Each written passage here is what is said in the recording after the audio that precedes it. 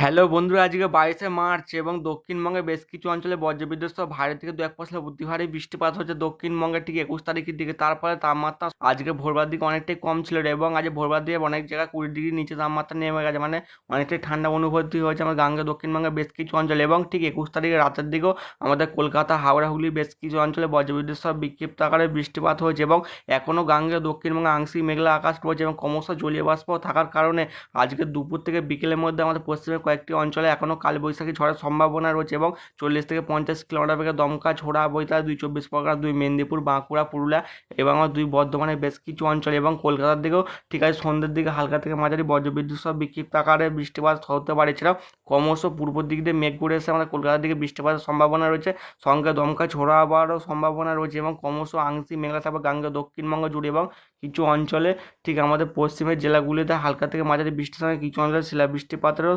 সম্ভাবনা রয়েছে এবং আগামী 24 ঘন্টার মধ্যে ঠিক আমাদের উত্তরবঙ্গ এবং সিকিমের বেশ কিছু অঞ্চলে 40 থেকে 50 কিলোমিটার বেগে দমকা ছোড়ার সঙ্গে বজ্রবিদ্যুৎ সহ বিক্ষিপ্ত আকারে বৃষ্টিপাত হতে পারে এবং দক্ষিণবঙ্গ দিকে আমার নাগাল্যান্ড, মণিপুর, মিজোরাম, ত্রিপুরা, উড়িষ্যা এবং পশ্চিম রাজস্থানের দিকে 30 থেকে 40 কিলোমিটার বেগে দমকা ছোড়ার সঙ্গে বজ্রবিদ্যুৎ সহ বিক্ষিপ্ত আকারে বৃষ্টিপাত হবে। এছাড়াও অরুণাচল প্রদেশ, আসাম, মেঘালয়, দক্ষিণ অবন্তীর কর্ণাটকের দিকে বজ্রবিদ্যুৎ সহ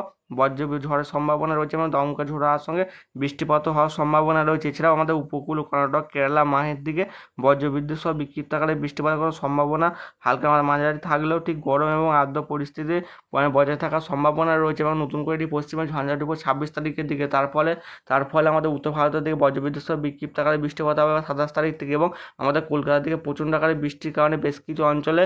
জলমগ্ন হয়ে রয়েছে এবং প্রচণ্ড চাষবাসের ক্ষয়ক্ষতি হয়েছে এবং বেশ কিছু অঞ্চলে গাছপালা ভেঙে যাওয়ার ঘটনাও ঘটেছে এবং ECMWF মডেল থেকে দেখা যাচ্ছে আজ বিকেল 4টে থেকে 5টার মধ্যে আমাদের দক্ষিণবঙ্গে আকাশ পরিষ্কার যাবে। তবে কিন্তু আমরা আলিপুর আবহাওয়া দপ্তর থেকে জানাচ্ছে যে বৃষ্টিপাত হবে, কিন্তু আমাদের ECMWF মডেল থেকে দেখা যাচ্ছে বিকেল 4টে থেকে 5টার মধ্যে আমাদের উত্তরবঙ্গে দার্জিলিং, কালিম্পং এবং আমাদের শিলিগুড়ি বেশ কিছু অঞ্চলে বজ্রবিদ্যুৎ সহ বিক্ষিপ্ত আকারে বৃষ্টিপাত হতে পারে। এছাড়াও আমাদের জম্মু কাশ্মীরের দিকে হালকা থেকে মাঝারি বজ্রবিদ্যুৎ সহ বিক্ষিপ্ত আকারে বৃষ্টিপাত হবে এবং একটি পশ্চিম ঝঞ্ঝা ঠিক আমাদের পাকিস্তানের উপর রয়েছে, তার ফলে আমাদের ভারতবর্ষের উপর কিছু অঞ্চলে জলীয় বাষ্প হওয়ার কারণে এই বৃষ্টিপাতটি লক্ষ্য করা যেতে পারে। এদিকে আমাদের অন্ধ্রপ্রদেশের দিকে বজ্রগড় মেঘ দেখা যাচ্ছে, এদিকে হালকা থেকে মাঝারি বজ্রবিদ্যুৎ সহ বিক্ষিপ্ত আকারে বৃষ্টিপাত হতে পারে। সেটা বিশেষ করে আমাদের বিজয়ওয়াড়া, এদিকে কোনাকের দিকে হওয়ার সম্ভাবনা আছে, কোনটার দিকে হতে পারে,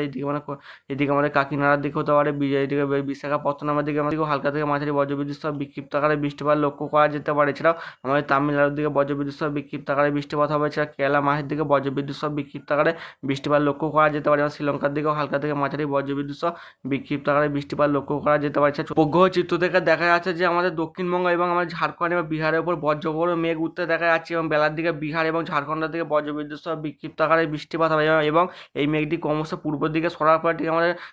দক্ষিণবঙ্গে ঠিক পশ্চিমের কয়েকটি জেলা বাঁকুড়া, পুরুলিয়ার দিকে বজ্রবিদ্যুৎ সহ বিক্ষিপ্ত আকারে বৃষ্টিপাত হবে, সঙ্গে দমকা ঝোড়া বইতে হয় 30 থেকে 40 এবং কিছু অঞ্চলে 50 থেকে 60 কিলোমিটার বেগে দমকা ঝোড়া বইতে হয়। এছাড়াও আমাদের বাংলাদেশের উপরেও বজ্রগড় মেঘ দেখা আছে ঠিক বর্ডার লাগোয়া অঞ্চলগুলিতে, ঠিক ভারতবর্ষের ঠিক আমাদের পশ্চিমবঙ্গে ঠিক নদিয়া, কৃষ্ণনগরের দিকে কলকাতার দিকে বজ্রগড় মেঘ দেখা যাচ্ছে, বেলার দিকে বজ্রবিদ্যুৎ সহ বিক্ষিপ্ত আকারে বৃষ্টিপাতের সম্ভাবনা রয়েছে। বন্ধুরা চ্যানেলটিকে লাইক, শেয়ার, কমেন্ট এবং সাবস্ক্রাইব করবেন।